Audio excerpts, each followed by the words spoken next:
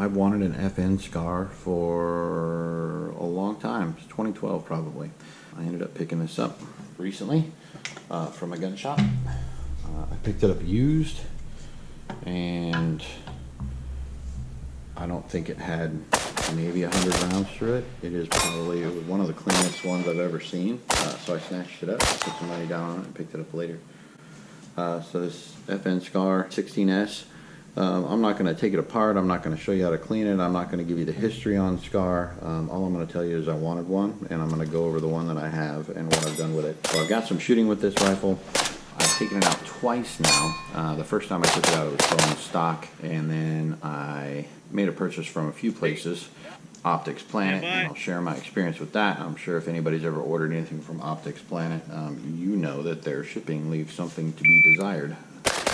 However, I ended up getting some parts from Optics Planet, some from Midwest Industries. I think they were doing a clearance run on these handguards. And I'll just go over the parts kind of front to back. One of the biggest struggles I've ever had was removing the flash hider off of it if I wanted a war comp on it. This is a 16-inch barrel. I am strongly considering cutting this down, probably to about 14 or 14 and a half, and moving that comp back and pinning it. This is the Cold Hammer Forge pencil barrels that they've come stock with, obviously. I don't think anybody else has ever released anything for a Scar barrel-wise that I've seen out there. On the rail itself, Midwest Industries Scar rail. They have two versions. They have a shorter version, which is roughly like that. It's got a little bit of rail space to it, but not much. I opted for the longer version. I wanted a little bit more space to mount lights and stuff like that out front with. I opted for that version. I went with a black and tan feel, so I did some flat dark earth there. This is a Magpul Surefire M-Lock scout light mount that I used. AA scout light. Runs off AA's, mounted up to the top on a 12 o'clock for this particular setup with a Surefire tape switch. This tape switch works perfectly for me. The way I grip the gun when I'm shooting, I usually get about 1 to 2. That's usually kind of the way I grip it. This works perfectly for me to be able to roll up and fire the light that way. Most of my other guns, I'll put it down here, but obviously with the Scar, this still has their HK style sling attachments there that I don't use, but typically use it for a thumb stop for my grip, just so I don't burn my thumb on that front gas block up there. That's what I'm set up to run the light with. This rail actually comes with the side pieces. You pull the pick rail off, you put the M-Lock pieces on. I really wanted it for the QD piece on there. I run a BCM foregrip. I use it for a hand stop. I could probably cut it if I want to, but I haven't yet. And that's what I'm running that way.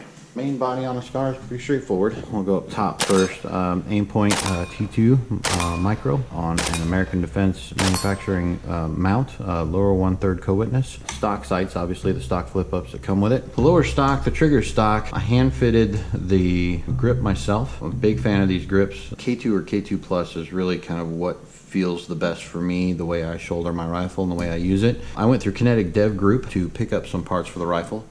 The QD sling mount up here. Obviously there's nowhere for an end plate mount back here, and I don't like my slings all the way back on the back of the buttstock. I like them up close, so I opted for that mount, as well as I use the QD mount up here to run my sling, kind of the best of both worlds. I don't want something all the way out, and I don't want one like a single point mount in the back. I like to be able to run both attachments, and I like them somewhat close, you know, here to here if I can do it. I'm only looking to kind of sling right there, so that gives me good control of the rifle, but it's still not so far out that I can really move the rifle, or at least that's what's working for me now. Stock trigger, this is from Kinetic Development Group. This is their Talon safety, essentially. It's not as, you can hear it click in both places, but it's not as, it doesn't just, I don't know, I can't describe it. It doesn't have the same feel as the AR, but I do like the Talon safeties, and I wanted that same feel that I have on all my other rifles. I'm a 90-degree throw guy for my safeties, and the stock safety on the Scar was a 45, so I think you were from here to here to fire, where I wanted it all the way down. Kinetic Development Group built the end plate and got a hold of Magpul to have them continue to make the ACR stocks for them, so that they can put the ACR stock on an FN Scar. Tons of reviews out there on that. I will tell you that my experience backs up everything I've ever heard on the internet. These are so much better than the UGG boot. This aluminum plate instead of a plastic plate back here fits so much better. It feels so much better. I got this on Optics Planet along with the Talon Safety and something else I can't remember at the time. Might have been that. I think I ordered this stuff first, the safety, that, and the stock.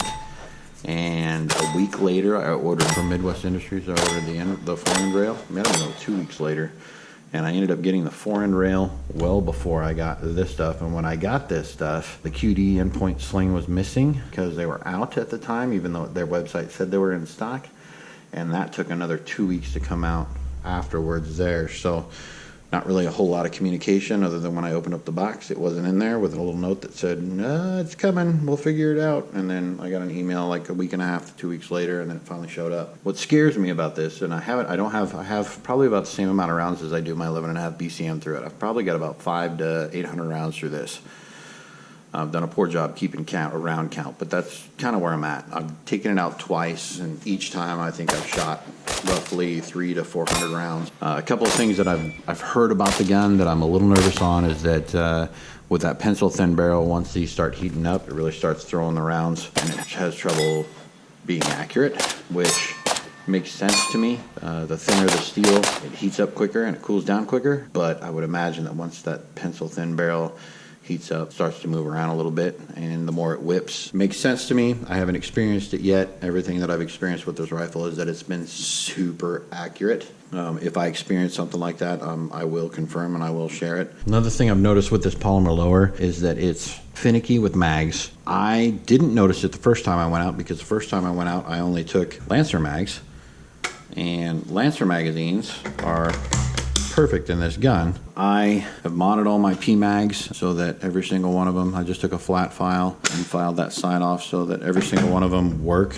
I put a couple of dummy rounds in it, and I just sat every mag in there and made sure that every mag seats properly without actually moving the bullet catch. However, this is what I found. So Lancer mags, beautiful. Obviously your steel Stenang type mags, a little bit tighter of a fit, but still beautiful. You hit that mag release, the magazine pops right out. Same thing with Lancer mags. Hit that mag release, the mag will fall right out. PMags, especially Gen 2 PMags, they're tight. And I mean they're tight. They sit, they feed, they shoot well, but when you hit that magazine button, that magazine does not move. There's enough tension in there to keep those magazines perfectly seated practically. And you can see I'm hitting that magazine release right now, and that magazine's not moving. The second time I went out shooting it, I brought a bunch of Magpul PMags with me and found that out. I would empty a magazine, the bolt would lock back to the back. I would hit the mag release button and grab another mag, and my mag would not fall out. It was still in there, so it turned into a fumbling reload of me trying to strip a magazine out with a full, and I ended up having to do these type of admin reloads. But that's just what I've experienced with it.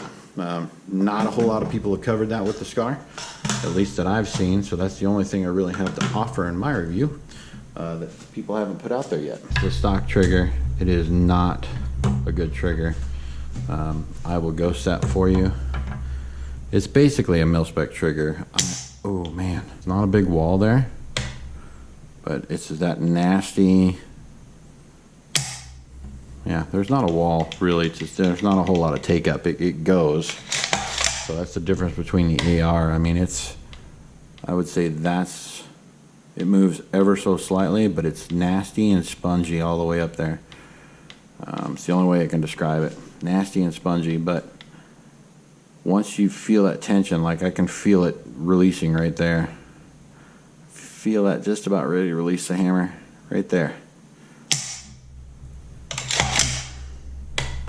Then that nasty reset. Not the best trigger in the world. Geisley trigger first, then maybe trim that barrel down. But I want to put more rounds through it. 500 to 800 rounds to me isn't enough to really make it a solid, educated decision on the rumors that I've heard about the barrel. I want to know if that barrel is going to heat up and whip. Anyway, thanks guys for watching.